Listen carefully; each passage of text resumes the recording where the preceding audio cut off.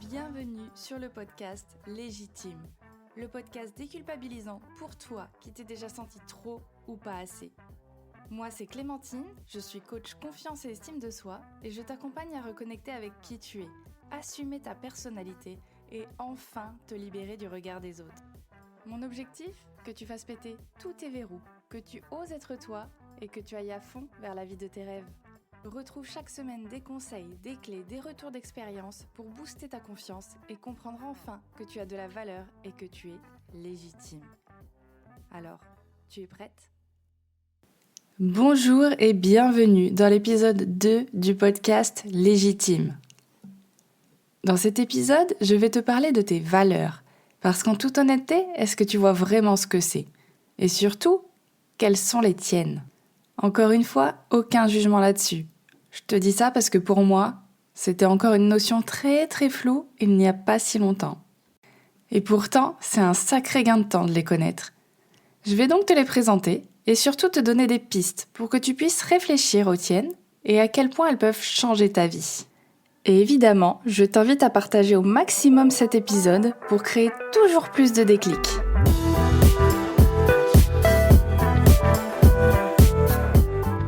Est-ce que ça t'est déjà arrivé de te sentir comme une cocotte minute, en train de bouillir intérieurement, envie d'exploser, et sans même trop savoir pourquoi en fait ?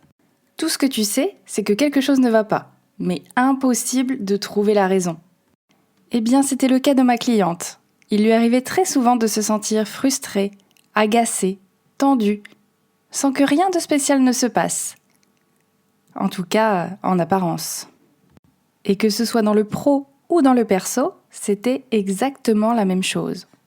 Quand on a commencé notre séance ensemble, et que je lui ai demandé de me parler de ses valeurs, elle m'a directement parlé de la famille comme valeur principale. En effet, elle est très proche d'elle. Elle habite dans la même région, voire la même ville. Elle passe énormément de temps avec elle, donc c'était un peu une évidence de la placer en premier, non ? Évidemment, tu as bien compris que ce n'était pas aussi simple, sinon l'épisode serait déjà terminé et je te dirais à jeudi prochain.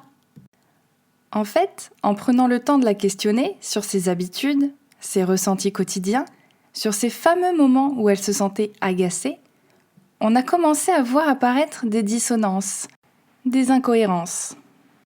Passer des moments avec sa famille, ça c'est sûr, elle adorait.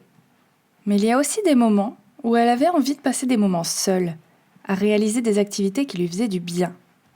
Et parfois, elle avait cette sensation de ne pas avoir le temps, de ne pas pouvoir prendre ce temps, car elle était trop souvent sursollicitée.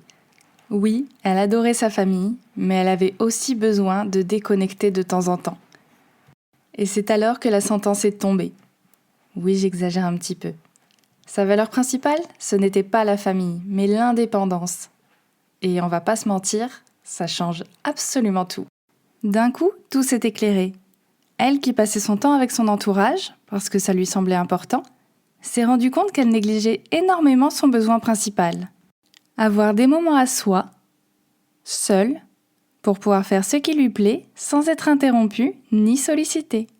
Des moments pour pouvoir recharger ses batteries et ensuite profiter au mieux de sa famille. Après tout, ce n'est pas parce que ce n'est pas sa valeur principale qu'elle n'est pas importante. Et ça, évidemment, c'est quelque chose qu'elle retrouvait dans sa vie professionnelle. Elle qui était constamment dans des boulots avec des appels téléphoniques réguliers, constants, la sursollicitation était toujours là et elle n'avait aucune marge de manœuvre. Sa valeur était encore une fois complètement bafouée. Connaître ses valeurs, ça lui a permis de se sentir plus sereine, plus épanouie dans sa vie, car elle a compris que ce n'était ni égoïste, ni un caprice de vouloir prendre du temps pour elle. En respectant ses besoins principaux, elle se garantissait également de meilleurs moments en famille, plus sincères, plus authentiques et beaucoup plus appréciés. Si tu as envie de faire comme elle, alors viens, je t'explique comment trouver tes valeurs et vivre une vie beaucoup plus sereine et beaucoup plus alignée.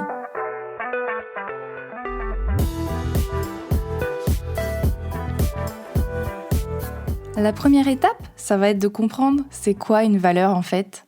Et tout simplement, c'est ce qui te motive au quotidien, ce qui te pousse à te lever chaque matin. Une valeur, c'est un excellent guide pour prendre des décisions, pour faire des choix dans ta vie. C'est ce qui peut te faire choisir ta famille plutôt que ta carrière, ou inversement. C'est ce qui peut te pousser à aller manifester dans la rue ou à quitter un travail. C'est également ce qui va te permettre de mieux comprendre les autres et mieux comprendre tes relations, ce que tu souhaites et ce que tu ne souhaites plus. Tes valeurs influencent toutes tes actions et tes choix du quotidien. Tu comprends mieux l'importance de les connaître du coup. Alors maintenant, je vais te donner quelques pistes pour que tu puisses trouver les tiennes, que tu puisses prendre du recul et ne pas te voiler la face sur lesquelles sont les plus importantes. Encore une fois, ce n'est pas parce que ta valeur n'est pas dans le top 3 qu'elle n'est pas importante. C'est juste qu'aujourd'hui, il y en a des plus importantes à combler pour ton épanouissement. Je vais donc te communiquer 2-3 questions sur lesquelles tu vas pouvoir réfléchir pour trouver tes propres valeurs. La première, de quoi ai-je absolument besoin dans ma vie pour me sentir bien, pour me sentir heureux, heureuse? Quand je fais une activité dans laquelle je me sens bien, que je ne vois pas le temps passer, qu'est-ce que je ressens? Pourquoi est-ce que c'est si important pour moi? Qu'est-ce qui me plaît dedans et qu'est-ce que ça m'apporte d'encore plus important? Tu peux également te demander qui est-ce que j'admire et pourquoi. Là, tu peux prendre une star, quelqu'un de ta famille, le chien du voisin, peu importe, mais qu'est-ce que tu admires chez lui, chez elle? Et enfin, tu peux te demander qu'est-ce qui me met toujours en colère? Qu'est-ce qui m'agace particulièrement? Parce que trouver tes antivaleurs, ça peut aussi te permettre de trouver tes valeurs.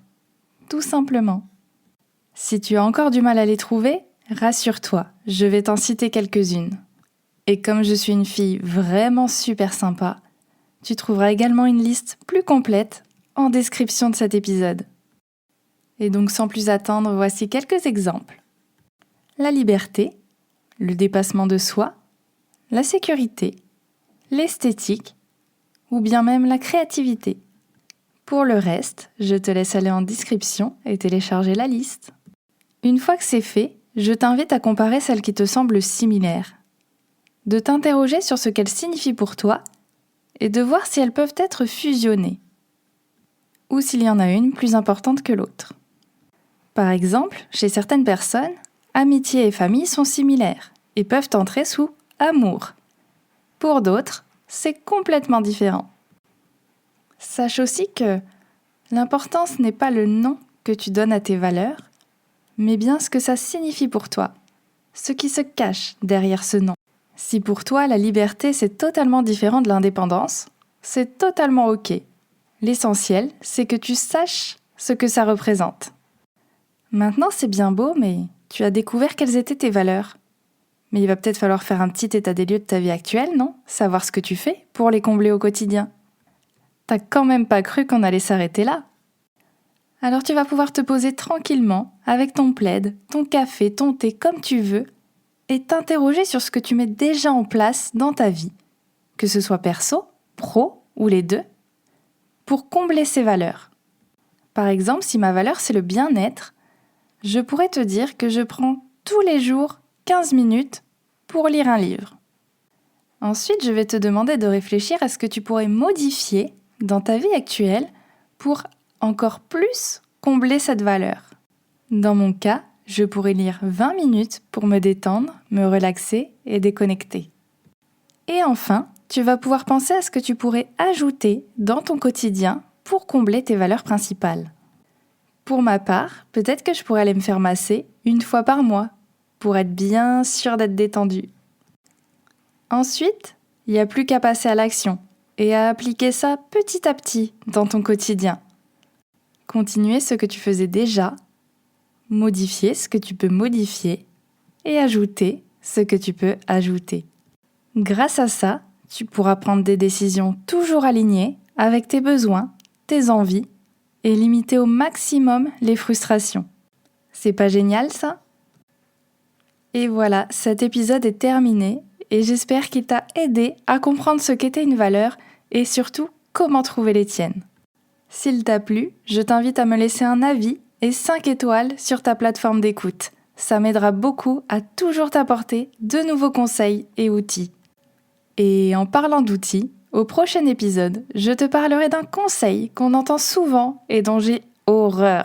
Et évidemment, je t'expliquerai pourquoi. Alors, abonne-toi pour ne pas le louper et à la semaine prochaine!